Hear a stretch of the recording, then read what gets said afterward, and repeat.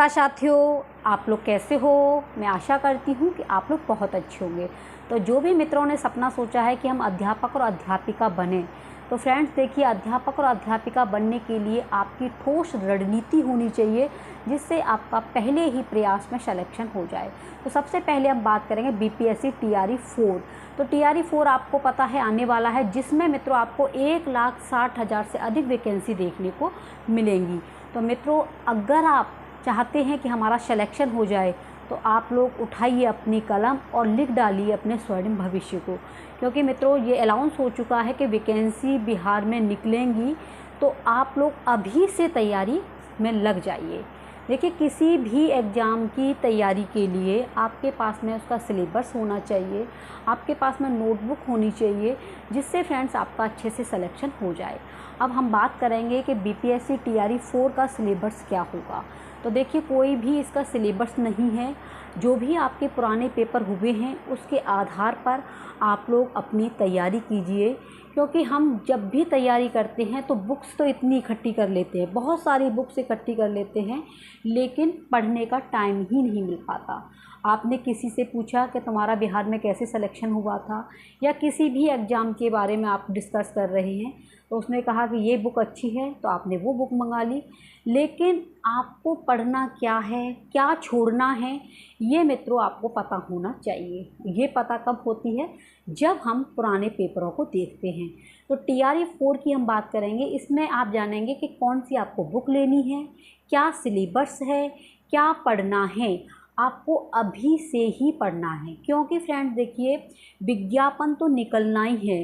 क्योंकि बहुत से मित्र तो कहीं ना कहीं यही वेट करते हैं कि विज्ञापन निकले, फॉर्म हम भर दें, तब जाके हम तैयारी करेंगे। लेकिन काफ़ी फ्रेंड्स हमारे ऐसे हैं जो सुनते ही उन्हें ये पता पड़ गया है कि हाँ, बिहार में वैकेंसी आने वाली है, तो वो पुराने पेपरों को देख रहे हैं और अपना सिलेबस बना रहे हैं और अपने नोट्सों को कंप्लीट कर रहे हैं, लगे हुए हैं कंटिन्यू।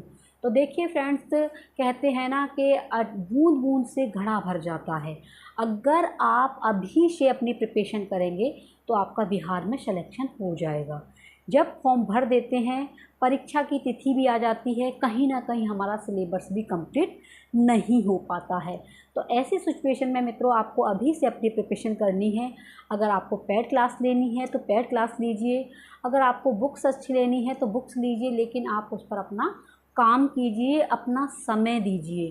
क्योंकि मित्रों, इतनी सारी वैकेंसी में सिलेक्शन तो होना है। सिलेक्शन किनका होना है? जो लगातार मेहनत कर रहे हैं। तो आप लोग अपनी तैयारी में एकदम से जुट जाइए। और बात करेंगे फ्रेंड्स, इसका सिलेबस क्या है, किस तरीके से आपको सिलेबस को पढ़ना है। तो सबसे पहले हम बात करेंगे आपके संस्कृत की। जो भी मित्र संस्कृत की तैयारी कर रहे हैं, उनको कौन सी बुक लेनी चाहिए जिससे उनका सिलेक्शन हो जाए। तो फ्रेंड्स देखिए, आपके पास में जैसे बिहार शतकम है, गुरुजी की बुक है, काफ़ी अच्छी है। लक्ष्य बिहार है, आप उस सहायता से नोट्सों को कंप्लीट कर सकते हैं। नोट्स बनाना बहुत ज़रूरी है। इतनी किताबों से अच्छा है कि आप लोग एक बुक लीजिए, यानी कि एक नोट्स जिसमें आपका सारा मटेरियल लिखा हो बीपीएससी टीआरई 4 का। टीआरई 4 की प्रिपरेशन आप लोग टीआरई जो 3 हुआ है उसके आधार पर कर सकते हैं। जैसे कि पेपर में आपको पता है, नहीं पता हो तो आप लोग इसमें डाल सकते हैं यूट्यूब पर कि टीआरई जो 3 हुआ है उसका पेपर। तो उसका जो संस्कृत का पेपर था, उसमें 4 पैराग्राफ आए थे। 4 पैराग्राफ में आप समझ सकते हैं कि 20-25 प्रश्न आपको वो उसी में से सॉल्व करने हैं, यानी कि नकल करनी है। नकल करने के लिए भी आपके पास में अकल होनी चाहिए, तभी आपकी नकल सक्सेस हो पाएगी। तो उसके लिए मित्रों, आपको जैसे कि पैराग्राफ है, पैराग्राफ में से अच्छे से पढ़ के प्रश्नों के आंसर देने होंगे। तो वहीं से आप लोग सिलेबस भी देख सकते हैं। लेकिन आगे की आप लोग बने रहिए कंटिन्यू, आपको सिलेबस के बारे में भी मैं डिस्कस पूरा कराऊंगी।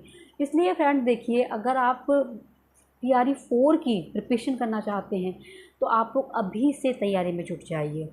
क्योंकि कहीं ना कहीं हम लोग टूट जाते हैं तैयारी करते करते। तो इसलिए आप लोग अभी से अगर प्रिपरेशन करेंगे, किसी के भी मत सुनिए। अगर आपको जॉब चाहिए तो दुनिया वाले ताने देते हैं, आप किसी को भी खुश करने में लगे रहिए। खुश करने से कोई भी फ़ायदा नहीं है। बाद में बस वही होता है, परीक्षा दे के आती हो, सिलेक्शन नहीं होता है। तो सिलेक्शन करने के लिए जिनका सिलेक्शन होता है उनको देखिए, भाई वो भी तो हम जैसे ही हैं, उनका भी तो सिलेक्शन हो रहा है। बस फ़र्क ये है कि आप टाइम से पढ़ नहीं पाते हैं, बस इंतज़ार करते हैं कहीं से कोई नोटिफिकेशन, कोई वैकेंसी का निकले, हम फॉर्म भरें और फिर बाद में तैयारी करें। यहीं पर अटक जाती है गाड़ी।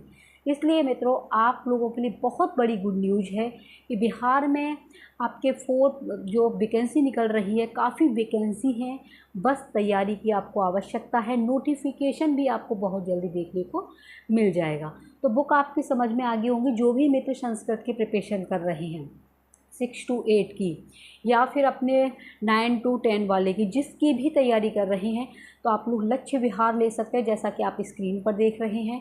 ठीक है, बिहार शतकम देख सकते हैं। बिहार शतकम में 100 प्रश्न दिए गए हैं, यानी कि आपके मॉडल पेपर के आधार पर आप ये बुक ले सकते हैं, काफ़ी हेल्पफुल है।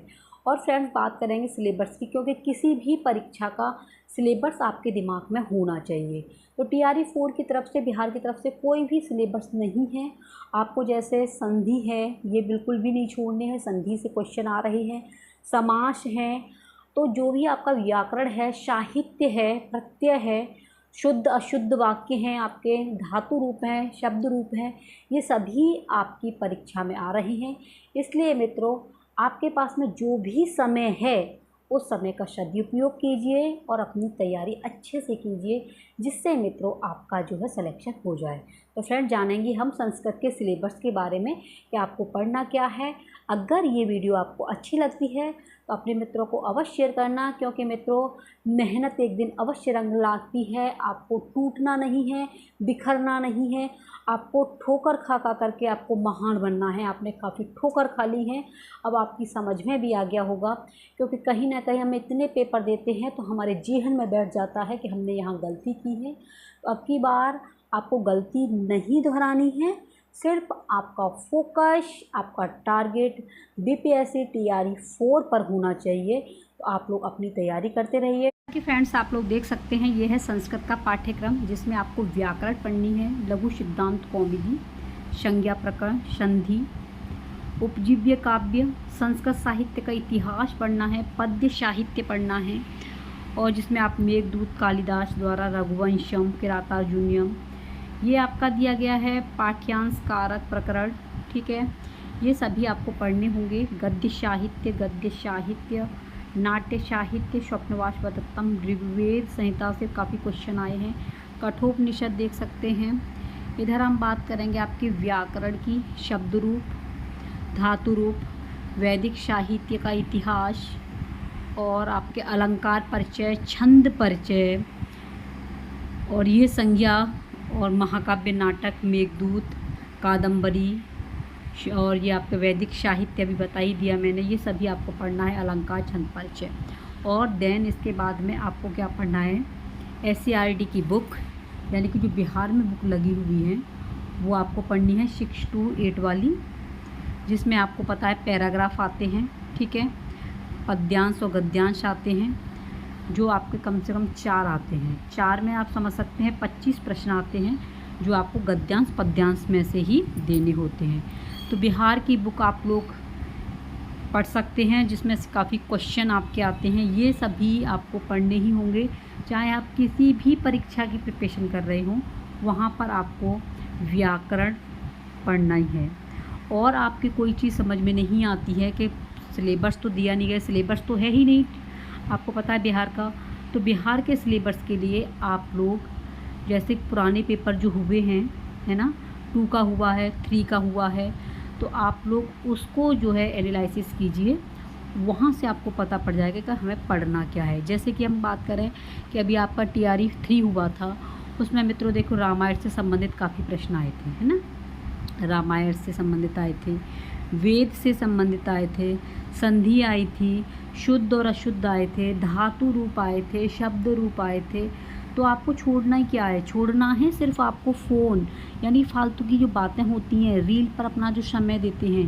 क्योंकि अगर हम किसी भी परीक्षा की प्रिपरेशन करते हैं तो दिमाग में ये होना चाहिए कि पढ़ना क्या है और छोड़ना क्या है। तो पढ़ना तो सभी है, छोड़ना क्या है ये इस चीज़ समझ में नहीं आती है। तो छोड़ना आपको वो है, जैसे कि आप लोग किसी भी चीज़ को डीपली पढ़ रहे हो, सिलेबस के अकॉर्डिंग नहीं पढ़ रहे हो, वो सारी चीज़ें आपको छोड़नी है। जब आपका सिलेक्शन हो जाए तब आप उन चीज़ों को पढ़ सकते हैं। फ़ोन पर आपको अधिक समय व्यतीत नहीं करना है। जब तक आपका सिलेक्शन नहीं हो रहा है तब तक मित्रों फ़ोन से दूरी बनाएं। सिर्फ अपने टॉपिक से संबंधित ही अपने फ़ोन को खोजें। रील वगैरह अधिक मत देखिए, ठीक है। और अधिक आपको पढ़ना नहीं है कि अधिक से अधिक, यानी कि आपको विद्वान नहीं बनना है, आपको सिर्फ एक अध्यापक बनना है। और अध्यापक के लिए जो भी आपको सिलेबस में दिया गया है आपका उसको पढ़ना है अच्छे से।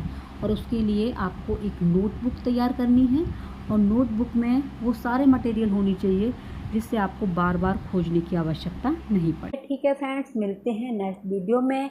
चैनल सब्सक्राइब नहीं किया है तो चैनल को सब्सक्राइब कर लेना, जितना हो इस वीडियो को अवश्य शेयर करना, क्योंकि आपका प्यार ही मुझे मोटिवेट करता है। ठीक है, बीपीएससी तैयारी फोर्स से संबंधित अगर किसी भी मित्र को कोई भी प्रॉब्लम है तो कमेंट बॉक्स में अपना प्यार अवश्य छोड़ें। Take care, bye bye.